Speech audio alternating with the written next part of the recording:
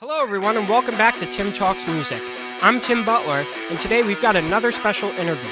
The other day I had the pleasure of interviewing Steve LaFascia and Mike Levy from the local band Jealousy Curve. Mike and Steve have been playing music together for over 30 years and have been playing in Jealousy Curve for about 20 years. They have played on the Warped Tour with the All-American Rejects as well. So, I hope you enjoy my interview with Steve and Mike. So what is your earliest music memory? Go ahead, man. You can go first. Earliest musical memory was probably going to see, I was probably 6 or 7 years old. My parents took me to see the Pointer Sisters. And Flip Wilson, the comedian, opened. And he was pretty vulgar. And I remember, I was like this tall, and I remember elbowing my dad. What does he mean by shut up, kid. Don't worry about it. My dad's cracking up. I didn't get the jokes, but I remember the Pointer Sisters coming on and being like, this is pretty rad, And, my dad was a musician. He played piano and guitar.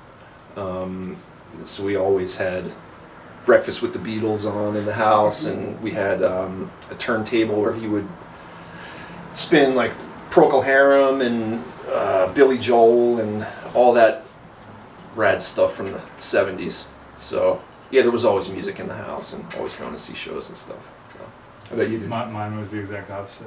We had hardly any music in my house. Isn't that wild? Yeah, that's wild. I'm the only musician in my family. My earliest memory is probably maybe hearing like a Bee Gees song or something. And so there was music every once in a while in our house, and I remember maybe hearing a Bee Gees record or something else from the late Donny Osmond or something like that.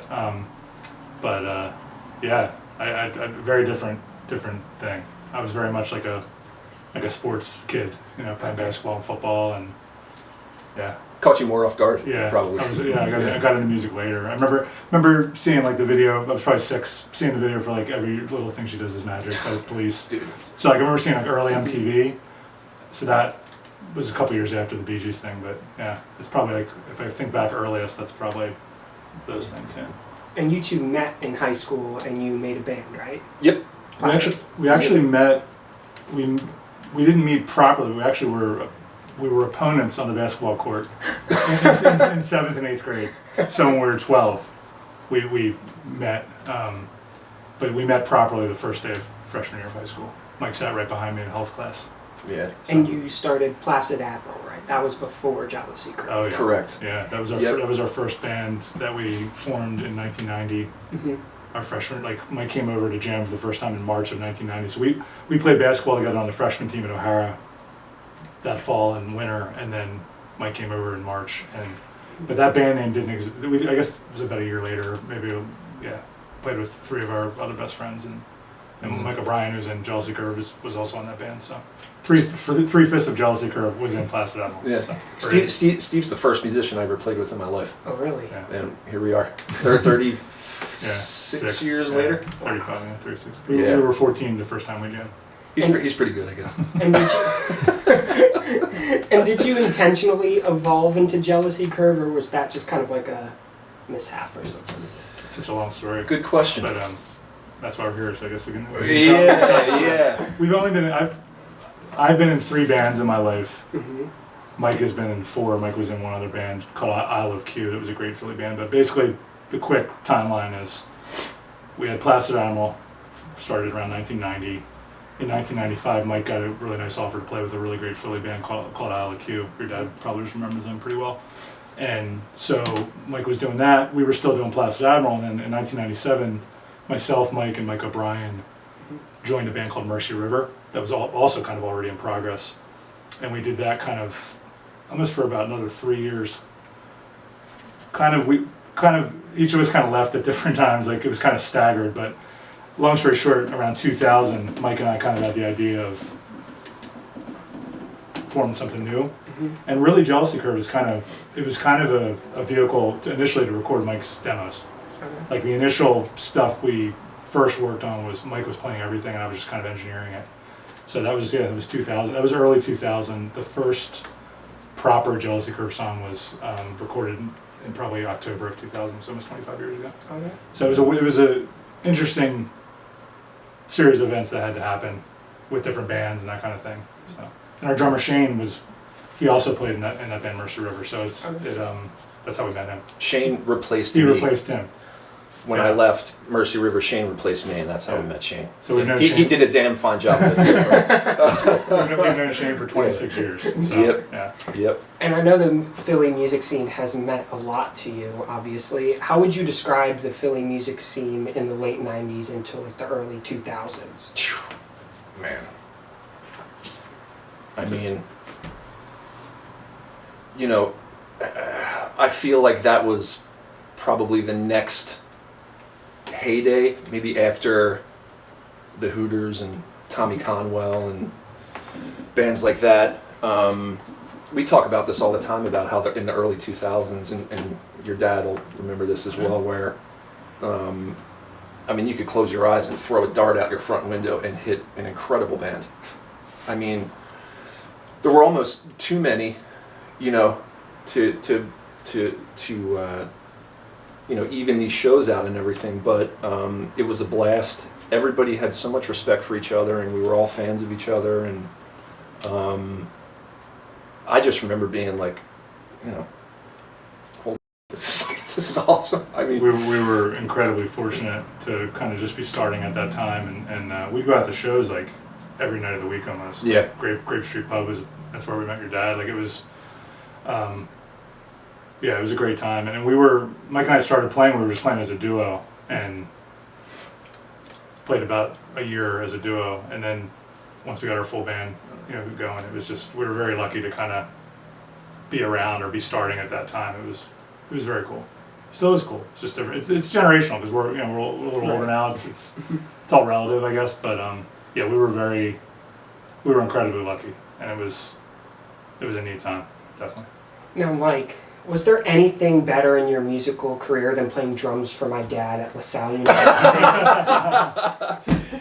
no, I have the date tattooed on my butt cheek, and dude, I've known your dad for a long. We've known your dad for a long time, and we love him. And yeah, that was a blast, man. We've done so many shows with your dad. He's booked us on a ton of shows. We've played shows with him and stuff. So yeah, your dad's the man. Obviously, he wrote that one. Cool. But I know that local radio has meant a lot to Jealousy Curve. How has WMMR, Preston and Steve, and local radio meant to you? We've answered this question a bunch, and I always say probably the same thing, but probably other than the work we've put in to kind of cultivate our music and cultivate a following, I would say WMMR is probably the second most important catalyst to like us being able to do anything. Yeah, we were incredibly fortunate. Like late 2004, early 2005, we started playing the Tuesday night rock shows at Grape Street, and I remember this very clearly.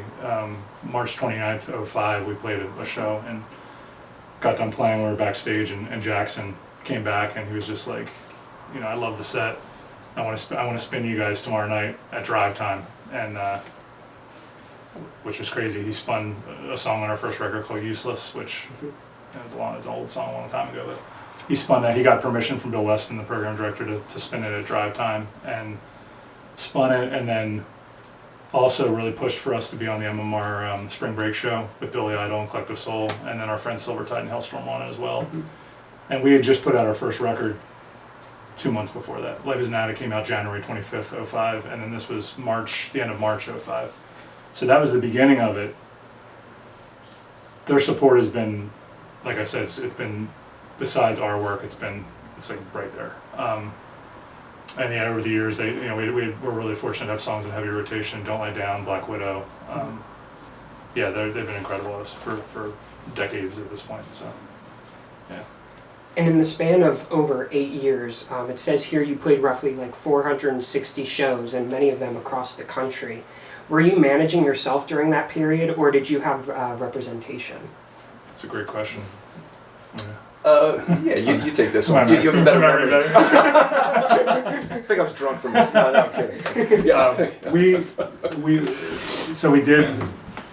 We've always had a very strong DIY ethic, but we did have personal management, 2 different personal managers over the course of that time. Really great guy named Jeff Ross managed us from, I want to say late 04 to like maybe the summer of 2006. And then early 2007 we were picked up by a firm called Union Entertainment Group, who also manages Nickelback, which is hilarious. But they managed us for about a year and a half as well. And but even when we had personal managers, the day-to-day work still fell most of it on us. So all those tours, we pretty much booked ourselves. Nick DeRoma, a great guy, booked a lot of our college shows, probably from like 2008 to 2010. But most of the booking and the management we kind of did ourselves. And we were back then, MySpace. You could orchestrate a tour on MySpace. I remember we would just message bands. You could search by zip code, top bands in a zip code, and we would just message bands and be like, we're going to be in the area these dates, this block of dates. We'd like to, can we do a show swap with you? And then we made a lot of friends like that where we'd play with them and then we'd have them with us in Philly. So, we were fortunate to play a lot of shows. Definitely 2005, 2006 were our busiest years as far as touring, but the personal management was helpful, but again, I think we handled a lot of the day-to-day kind of business. Yeah, we're also a little selective kind of about who has their hands in the band. We're pretty discerning about that. It doesn't happen too often. You can attribute that to whatever you think that is, but we all take the band very seriously, and for that reason we want to do all those things, and make sure we're making decisions, and so yeah. And you played your farewell show in 2010. What led to wrapping up the band at that time? That was actually my decision. And looking back on it, probably a foolish one. But I was in a mental space where I needed a break. I mean, we were playing, like Steve said, in 2005 and 2006. I mean, we were playing, 2, 3, 4 shows a week sometimes, and touring constantly, and we were broke. If we booked a tour and I went into my day job and said, hey, we're going on the road for 6 weeks, and then they said that I couldn't go, I would just quit.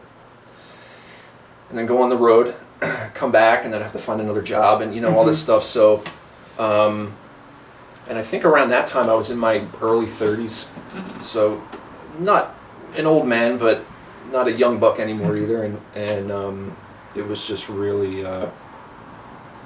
wearing on me, So that's kind of how that went down.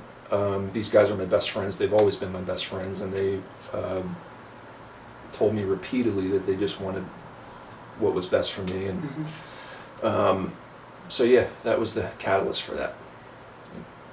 And the Warped Tour is one of the most well-known music festivals in the late 90s to the early 2000s. How did you book that gig? I think we got contacted by them, by Kevin. We did a handful of dates in 06 on that, and it was fun. It was hot. I remember. Oh God, it was hot. Especially, I remember the Philly show was like insane. I remember the Philly show was crazy hot, and then Scranton was the next day, and I think it was 10 degrees cooler, and it felt like February. Felt so much better. But the Philly show was fun. It was grueling. Those shows are interesting. You don't get paid. You keep your merch, but you don't get paid. It's a cattle call. Yeah, yeah. You don't know what slot you're playing. Like it's you show up, at the designated time, but then it's kind of like you draw straws for slots. So it was definitely fun. And it was summer of 06. Those shows were actually played with our friend Dave Hartley, filling in on bass, and it was a long time ago. It was 19 years ago. Yeah, man. I hadn't thought about that in a long time. We consider that as our paying our dues era. Yeah. Playing in 110-degree weather for no money, and yeah. And Mike, what is better, being an awesome drummer or being an awesome frontman? Oh my gosh. Great question. Holy cow. Well, thank you for saying both of those things, of course. My problem is that I love any musical instrument. Like there's not enough lifetimes, I don't think, to learn everything I would love to learn, and I love them both for different reasons, you know. I love the drums because the drummers are the ones that sort of provide the feel for the band, the feel for the songs, and you know, they're awesome to let some aggression out on. You can kick the crap out of them, and they don't talk back, you know, unless you want them to. But being a singer, I really enjoy the immediacy of expressing yourself. I mean, there's still interpretation involved, but not as much as playing the drums, if that makes sense. I mean, you have lyrics to fall back on. You have a storyline to fall back on. So, yeah, I like them both for different reasons. I like the physicality of playing drums a lot, you know. I love walking off stage and just feeling like I could collapse for 3 weeks, you know. And drums always did that to me, and so does singing, just in a different way, you know. Yeah, I love it all. I mean, I wish I could live to be 1,000 years old. I would learn to play everything if I could, but... And I just want to say real quick, like, Mike could very easily make a solo record where he plays every instrument really well, but kind of chooses to let us kind of be involved too. That's basically what it is. I let Steve play guitar, this rip guitar player. You know what I mean? No, it's true. I mean, he could. He's like he play everything he plays. Same with you. Yeah, I don't play drums like you. No. You could play every instrument on a record. It's gonna be great. We love each other. So how did it end up that Don't Lie Down ended up in a Dane Cook movie? We were contacted by the music supervisor, a guy named Mark Jackson, was the music supervisor on Dane Cook's Tourgasm, which is a TV show that was on HBO. And so it was used in the show, and then they decided to, I think, do like a soundtrack album of the show. Mm-hmm. Yeah. So that's, I think it was an episode of the show before it was on the soundtrack album, if I recall. Yeah. What would you say are the ingredients for a great song? Go ahead. Yes. Me? Okay. Yeah. Well, It's a great question. it is a great question. I think the most important ingredient by a mile is honesty. Mm-hmm. So, you know, I think it's paramount that you write about things that you've been through in your life, difficulties and experiences you've had. I mean, that's really the whole point, you know. And you can't underestimate the intelligence of your audience. I mean, you know, they can tell when you're full of, you know, they really can. And, you know, these folks pay a lot of money to come watch your band do this thing and listen to the music and stuff, so you want to do right by them and be honest and let them into your world and make a connection, find some commonalities. So I think that honesty, in terms of the subject matter of a song, is key. No matter how it makes you look as an individual, that's the important part. You know, I've written tons of songs that are about experiences that I've been through where I completely screwed up and look like a jack, you know. But I'm not going to sugarcoat that. I mean, that's what happened, you know, so that's what I'm going to write about. And, you know, anyone who's seen the band will say the same exact thing for these guys. I mean, the honesty that they put into their playing, you know, like, I just have to say, being in the front of the stage, like, with these dudes behind you, I mean, it sounds like a 747 is landing on your face. I mean, it's like, you can't help but just, I mean, completely get lost in that environment, you know. So I think it's everything. I think it's honesty in the playing, it's honesty in the subject matter of the song, honesty in the delivery, you know. That's how I feel about it anyway, you know. How about you? Yeah, I mean, echoing everything you just said, and I think a great song should be able to stand up with really minimal accompaniment. Like a great song should be able to still be great if whether you're just playing acoustic guitar with it or playing piano. It shouldn't be something that needs production. That's one thing we've tried to strive for is just like the song should be able to be played really stripped down and still speak. And I think that kind of echoes what Mike said. It's just if the honesty and the authenticity and the integrity of the song is there, it's going to be there no matter what kind of backing is behind it. Yeah. And out of all the songs and albums you've made, which one means the most to you? That's tough. I don't know if I can narrow it down to one. Yeah, that's tough, man. I mean, I might say more so than. I mean, God, they all have their place, you know, in your gut, you know. But for me personally, I would probably say it's more maybe songs than albums. You know, there are some songs that you know, immediately put me back into the position I was when I wrote the lyrics and stuff, and they're tough to listen to, man, because you're not always in that same place, Right. you know. So I would say it's more about the songs, although you know. But you were asking for like a song specifically, right? Or an album. Repeat the question one more time. Out of all the songs and albums that you've put out, like which one means the most to you? Gotcha. Oh, okay. Yeah.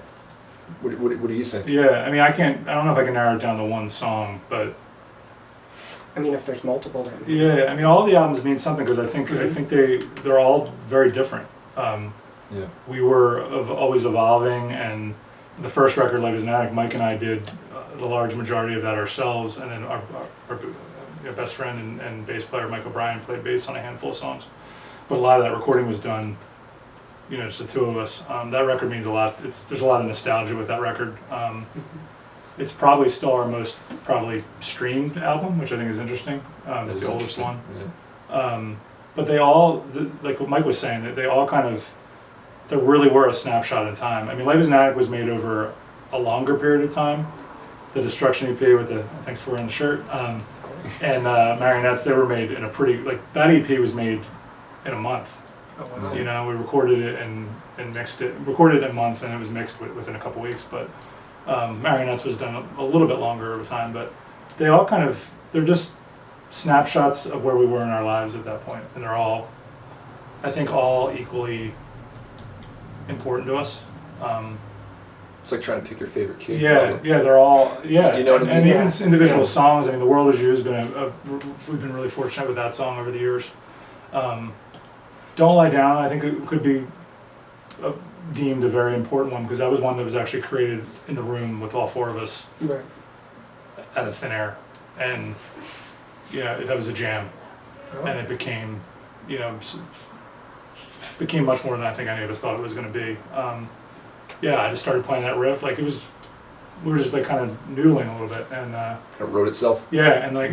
Shane came in and Mike came in and Mike started singing, and like I remember the first night we were working on it, you had pretty much all the melodies, but you were kind of singing like nonsense syllables just to kind of like fill it in, and then like the next night we worked on it, you had some lyrics filled in, but there was a guitar solo where the bridge now is, and none of us were psyched about that. We're like, this guitar solo is not. I mean, it wasn't bad, but it just wasn't where it needed to go. And we took acoustic guitars up, went up from the basement to our kitchen.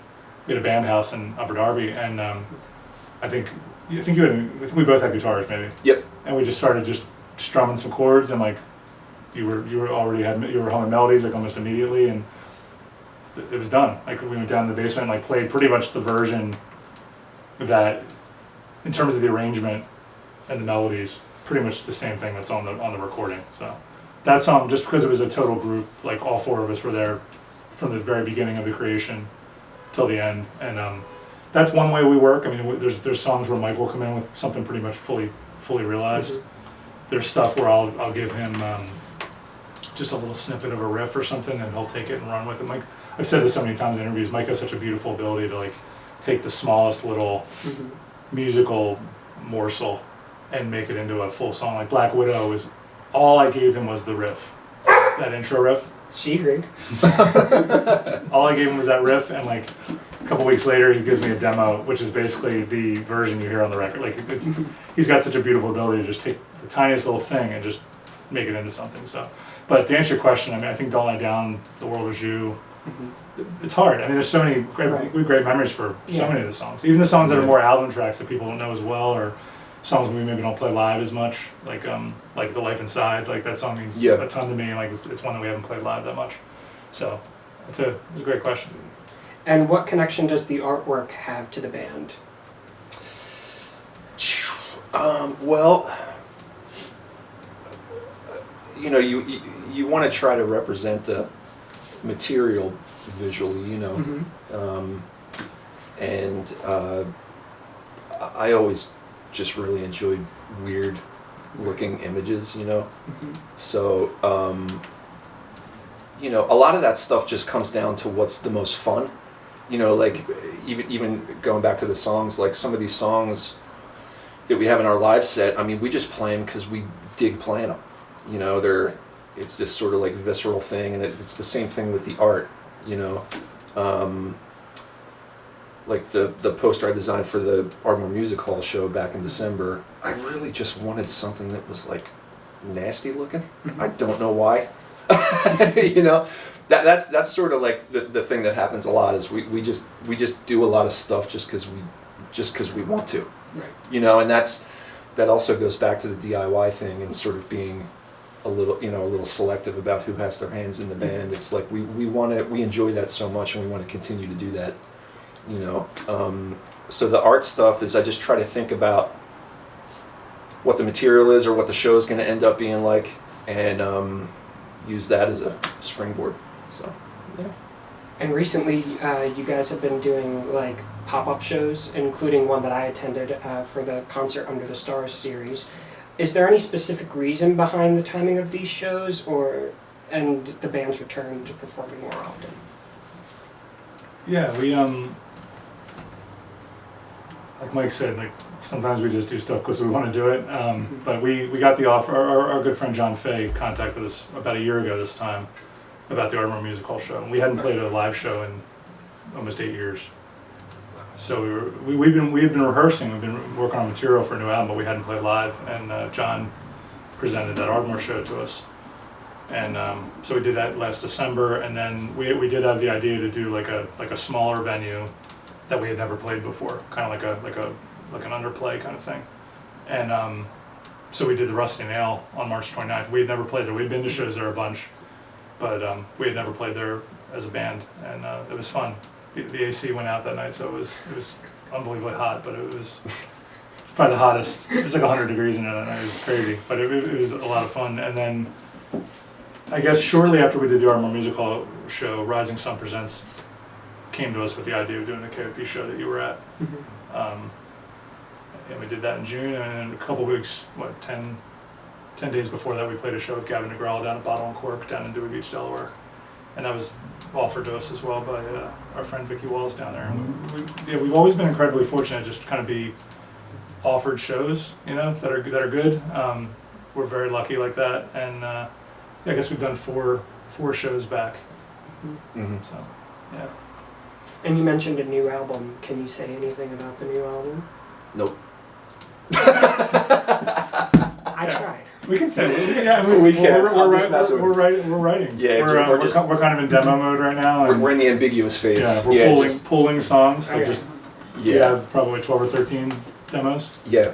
And I think the plan is maybe to have 20 and then narrow it down for, in a perfect world, maybe a full length. It might end up being something similar to what your dad was saying, maybe a couple EPs or something.